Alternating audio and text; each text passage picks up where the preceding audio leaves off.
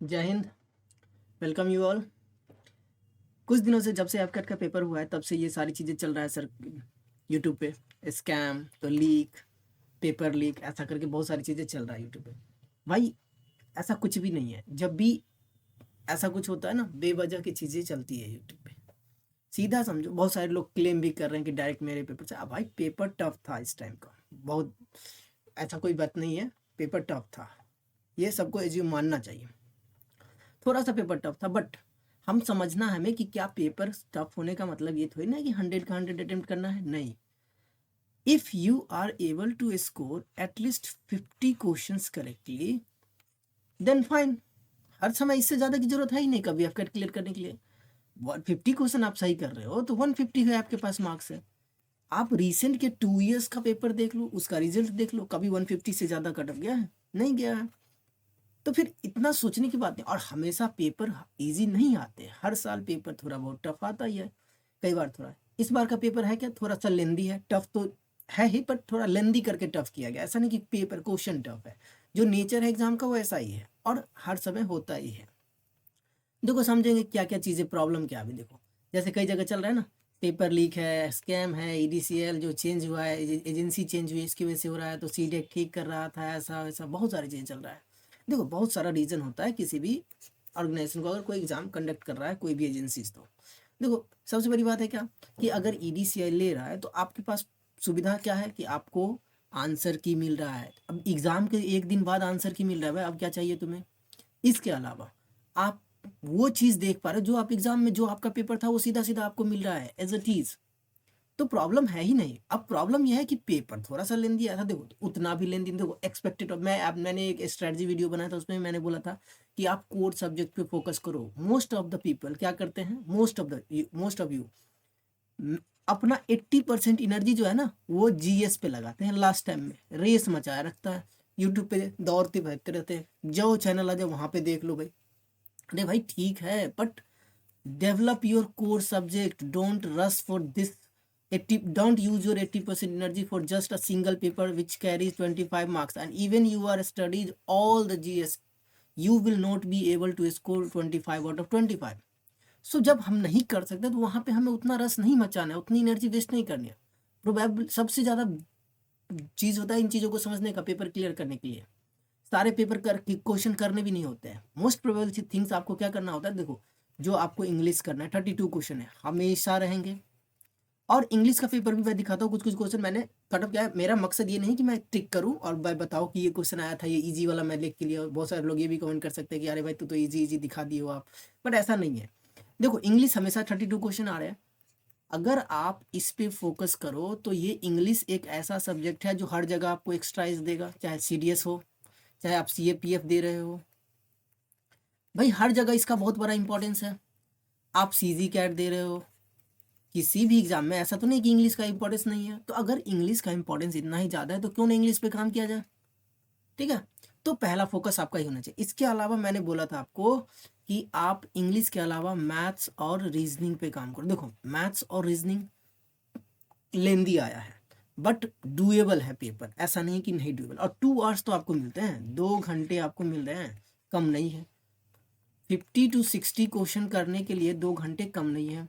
और अगर आप बहुत डिफिकल्ट है तो आप 20 मैथ्स पेपर आए हैं, 18 to 20, आप इजिली 14 to 15 तो कर ही सकते थे। रीजनिंग बहुत टफ आया, चलो 12 तो कर ही सकते थे भाई। और इंग्लिश में बहुत टफ नहीं है, अंडरस्टैंडिंग है। If you are able to understand English properly you can easily eliminate the options, with the help of options you can easily reach to the answer. तो वहाँ भी बहुत ज़्यादा टफ नहीं है। क्वेश्चन है देखो, आप सिंपल सी वन वर्ड सब्स्टिट्यूशन हर बार क्वेश्चन आता है, आया ही है। और इलेक्शन पे बेस्ट क्वेश्चन है तो सबको समझ, रिसेंट इलेक्शन वगैरह कई जगह होते रहते हैं, तो भाई इस पर थोड़ा सा सोच लो कि थोड़ा सा ट्रेंड लगाओ कि जीएस का ट्रेंड भी यहाँ शिफ्ट हो सकता है। सिनोनिम्स आता ही है इस बेस्ट, कभी ऐसा तो नहीं कि नहीं आता था। एरर डिटेक्शन आता ही आता है, इडियम्स फ्रेजेस आते ही आते हैं। तो इसमें डिफिकल्टी क्या है? हाँ बट हाँ है क्या कि लेंदी है, तो थोड़ा सा आपको कुछ ऐसे टर्म मिले जो आप नहीं पढ़े होंगे तो आप अपना वोकेबलरी इंक्रीज करो, अपना टाइम ज़्यादा से ज़्यादा इंग्लिश पे दो, क्योंकि ये हर जगह हेल्प करेगा ना भाई। इसके अलावा क्या है, देख लो आप यहाँ भी है, one word subject, group of the words select कर रहा है, वन वर्ड सब्जेक्ट ने आता ही है हर समय, हर समय आता है भाई। फिर है प्रैक्टिस गेमिंग, ये सब वगैरह आता है एग्जाम से, ये न्यूज़ में रहता है। साइकोफेंसी वगैरह है। देखो ज्योग्राफी से क्वेश्चन आता है, मैंने कोर सब्जेक्ट की बात किया था, मैंने स्ट्रैटेजी वीडियो में बताया था कि आप कोर सब्जेक्ट पे काम करो। आप देखो जो भी मैथ्स देखो, ये है क्या ये मीन मीडियन मोड का क्वेश्चन नहीं कर सकता है कोई? अरिथमेटिक मीन से सिंप्लीफिकेशन नहीं कर सकता है? टाइम एंड वर्क नहीं हो सकता है? ठीक है, मैंने कुछ HCM LCM ये सब क्वेश्चन हमेशा आते आ रहे हैं, आज भी आ रहे हैं, तो अलग नहीं है कुछ। प्रोबेबली आपको फोकस क्या करना है, जो लोग देखो बहुत सारे लोग बहुत कुछ करेंगे, हर जगह लोग ये भी कमेंट कर रहे हैं कि क्या हो गया, ऐसा नहीं होना चाहिए था, पहली बार EDCL ने क्या ही कर दिया। भाई कुछ नहीं किया, अपना टाइम अपना एनर्जी वेस्ट मत करो, प्रॉपर जगह पे यूटिलाइज करो, एक बार कंप्लीट सिलेबस करो and revise it multiple times as much as you can. Don't rush for the classes, don't rush for the batches. भाई एक बार पढ़ लिया इनफ है, इसके बाद तुम सिर्फ करंट अफेयर पे फोकस करो और रिवाइज करो। Ultimate purpose to clear examination you need to revise at as much as you can. And most important thing जो आपको करना चाहिए वो है maintain consistency. Consistency is the key to clear any examination. और रही बात एफकेट की, तो वहाँ भी यही सीन है भाई। तो सिंपल समझना है कब क्या करना है, आपको प्रायोरिटाइज करना है इंग्लिश पे, जो एज अ नेचर थोड़ा सा शिफ्ट हो रहा है पेपर का, तो इंग्लिश पे प्रायोरिटाइज करना है। मैथ्स और रीजनिंग पे प्रैक्टिस लगानी है, पढ़ने की ज़रूरत नहीं है, अलग से प्रैक्टिस है। और जीएस के लिए दौड़ मत नहीं लगाना है, जीएस कंटिन्यूसली अगर आप सीडीएस कर रहे हो तो अच्छे से सीडीएस लेवल का प्रिपेयर करो, ज्योग्राफी अच्छे से प्रिपेयर करो, हिस्ट्री अच्छे से प्रिपेयर करो, पॉलिटी अच्छे से प्रिपेयर करो, इकोनॉमी ठीक ठाक से प्रिपेयर करो। अगर ये सब कर ली हो ना तो एफकेट के लिए इसको करने की ज़रूरत नहीं है भाई। You will be able to answer the question जो भी आएंगे वो।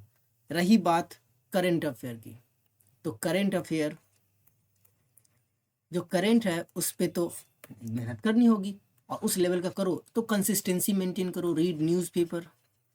ठीक है, कुछ और भी क्वेश्चन थे जो मैंने ऐड नहीं किया, जैसे जैसे सपोज करो आप एक डिफेंस एस्पिरेंट हो, सिंपल समझो।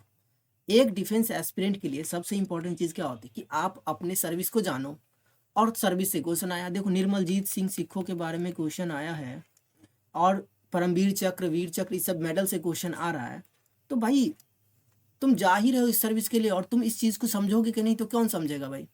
तो यानी कि तुम्हें पता होना चाहिए कि एक ही पीवीसी अभी तक है ही एयरफोर्स में, और उसका नाम तुम्हें पता होना चाहिए। उसके अलावा आपके पास मेडल्स है, परमवीर चक्र का क्या क्या है उसका स्पेसिफिकेशन, वीर चक्र, शौर्य चक्र, कीर्ति चक्र, ये सारी चीज़ें चक्र के बारे में पढ़ के जाओ, ये तो मेडल्स है आपके ना, आप भी आगे चल के ऑन करोगे ये सारी चीज़ें। तो दैट्स द वे, अपने सर्विस के बारे में समझो, कैसे है ये ऑर्गेनाइजेशन फंक्शन कैसे करता है, काम क्या है, ये सारी चीज़ें समझो, बहुत सारा चीज़ें हेल्पफुल होगा आपके लिए।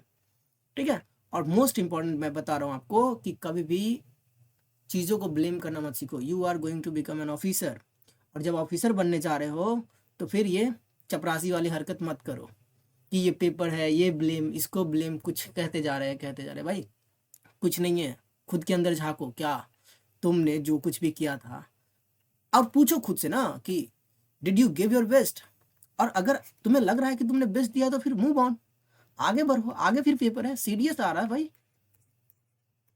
1 मंथ बाद तुम्हारा सीडीएस है, 2 मंथ बाद, तो उसके लिए लग जाओ अच्छे से, और हो गया तो अच्छी बात है। किसी किसी का हो सकता है पिछला एफकट का एसएसबी भी होगा, बाकी एफएसबी भी होगा, तो उस पर फोकस करो, जो हो गया सो हो गया। और हाँ, ध्यान रखो कि आगे से क्या करना है क्या नहीं करना है। पेपर का नेचर ऐसे ही थोड़ा बहुत शिफ्ट होते रहेगा, ऊपर नीचे होता रहेगा, बट दैट्स द नॉट वे। ये नहीं कह सकते ना तुम, ये ऐसा तरीका नहीं है कोई कि हम ब्लेम कर रहे हैं, ऐसे कर रहे हैं। अब कट ऑफ की बात करो ना तो लिख के ले लो भाई, अगर तुम कट ऑफ की बात कर रहे हो ना तो लिख के ले लो, जो कट ऑफ होगा ना तुम्हारा वो 125 से लेके 135 से आगे कहीं नहीं जा रहा है, इसी बीच में कट ऑफ होगा तुम्हारा, 125 से 135, 135 मैक्स है भाई, इससे ज़्यादा कट ऑफ नहीं जाएगा। और इतना मार्क्स लाने के लिए 45 ही क्वेश्चन सही करने थे, और पूरा पेपर को एनालाइज करने के बाद इतना पता चलता है कि 45 से 50 क्वेश्चन करना बहुत ज़्यादा डिफिकल्ट नहीं था, 2 आवर्स में इजी था। Rest of the things depends upon you guys, कैसे आप लेते हो इन सब चीज़ों को, क्योंकि पेपर तो ऐसे ही आने वाले। बाय द टाइम जैसे जैसे आगे बढ़ोगे, समय बीतेगा, डिफ़िकल्टीज बढ़ेगी, कम नहीं हो सकता है, क्योंकि नंबर ऑफ एस्पिरेंट बढ़ेंगे, बहुत सारे फैक्टर्स काम करते हैं भाई। देखो पहले लोग इतने अवेयर नहीं थे, तो लोग इसमें कम अपीयर होते थे, ये भी होता था। पर इस बार भी ऐसा है कि कम ही लोग अपीयर हुए, पर इसके पीछे बहुत सारा रीज़न हो जाता है। ऐसे नहीं होता है कि कोई भी चल रहा है ऐसे जैसे। तो इसीलिए फोकस करो अपने स्टडीज़, अपने आप पे काम करो, ठीक है। ऑफिसर बनने जा रहे हो तो अगर ऑफिसर बनने का सोच रखे हो ना, तो खुद पे काम करना होता है। अपने वीकनेस को पहचानो, अपने स्ट्रांगनेस, अपने अपने स्ट्रांग एरिया को और ज़्यादा स्ट्रांग करो, वीक पॉइंट को उसको भी इम्प्रूव करो। और अगर कोई पॉइंट बहुत ज़्यादा स्ट्रांग है ना, तो वहाँ भी इम्प्रूवमेंट पॉसिबल होता है, वहाँ भी इम्प्रूव करने की कोशिश करो। जैसे इंग्लिश की बात कर रहा हूँ मैं, भाई हमेशा इम्प्रूवमेंट पॉसिबल है, और जितना इम्प्रूव करोगे ना उतना बेटर होगे। So read it, read newspaper, most important things है, न्यूज़पेपर पढ़ना ही पढ़ना है भाई। 1 घंटा पढ़ लो ना न्यूज़पेपर, तुम करंट में भी अच्छा खासा तुम्हारा अंडरस्टैंडिंग बढ़ेगा, जियो पॉलिटिक्स भी और अच्छे से समझोगे, हर सारी चीज़ें हेल्पफुल होगा एग्जाम में। एसएसबी में भी काम आएगा भाई, एसएसबी में तुम्हारा जीडी लेक्चरेट वहाँ पे काम आएगा, तुम्हारे पास टॉपिक होगा, तुम्हारे पास जो भी टॉपिक होगा तुम्हारे पास पॉइंट होंगे वैलिड रखने के लिए ग्रुप में।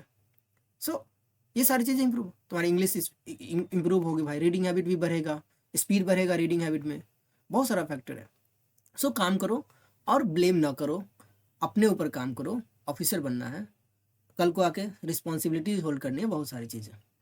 चलो that's it from my side, ज़्यादा क्या कहना, फोकस करो खुद पे। बहुत सारे ग्रुप, बहुत कुछ क्लेम भी कर रहे हैं लोग। 18 क्वेश्चन आए, किसी ने बोला कि देखो 25 में से 18 क्वेश्चन तो मेरे ही जीएस के आ गए, यूट्यूब पे आके दुनिया देख चुकी है। ये सारी चीज़ें कुछ है नहीं भाई, ये सब ठीक है। अगर 18 क्वेश्चन कोई लड़ा रहा है तो भाई उसके लिए वो बहुत ज़्यादा काम कर रहा है, पर वो आपको कितना आ रहा है वो मैटर करता है ना। और आपको आ रहा है नहीं आ रहा है, इसके लिए किसको, कौन रिस्पॉन्सिबल है, आप हो। और किसको पढ़ना पड़ेगा, आपको पढ़ना पड़ेगा, आपको रिवाइज करना पड़ेगा मैक्सिमम टाइम, ताकि आप रिवाइज कर सको लॉन्ग टाइम तक, ठीक है। सो दैट्स इट। 18 आए, कहीं से 19 आए, जो पेपर आया है वो आप भी अगर कंसिस्टेंटली करोगे ना, तो कोई भी जो जो क्वेश्चन कहीं से 18 क्वेश्चन कोई कह रहा है वो तुम आप भी अगर रेगुलर कर रहे हो ना, न्यूज़पेपर भी पढ़ रहे हो ना, तो आप कर सकते थे, ठीक है। और प्रॉपर नोट्स वगैरह रखो, उसको प्रॉपर रिवाइज करो। Revision is the ultimate key to reach at least clear the cut off. बिना रिवीजन का तो कुछ नहीं होगा। So that's it from my side, thank you.